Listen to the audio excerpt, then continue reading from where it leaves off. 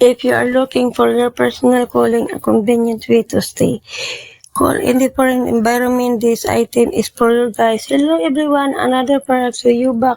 This one is next level on me. A mind-blowing this probe how we people so creature in terms of product. This one is USB mini fan powered by a USB connection. It can plug in various devices like laptops, power bank, or even on your smartphone with an adapter offering a convenient way to stay.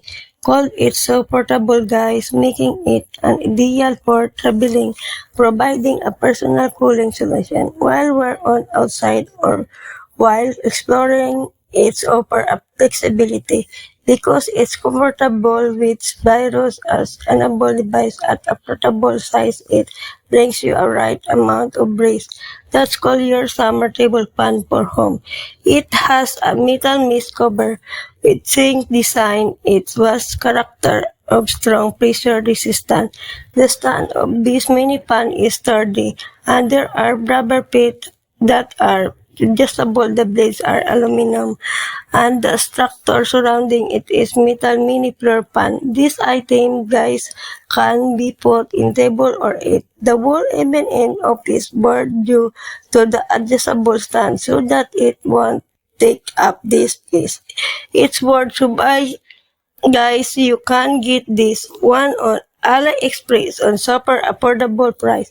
Like mini because AliExpress now offers super big discount sale to all their solid shopper as I provide this one. I'm so satisfied, super useful item that you can use in your everyday needs.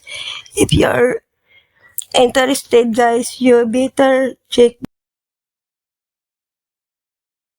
It's super nice to have this one, guys, because it's super convenient to use in various locations, such as while in camping or in a car. Besides, it's less power consumption compared to longer fans, making them a cost-effective solution. For personal cooling, I bought this one and I'm so impressed because it's very quiet on a medium setting, just powered enough to make a difference. Just a reminders, guys, always unlapping it if you will begin for longer.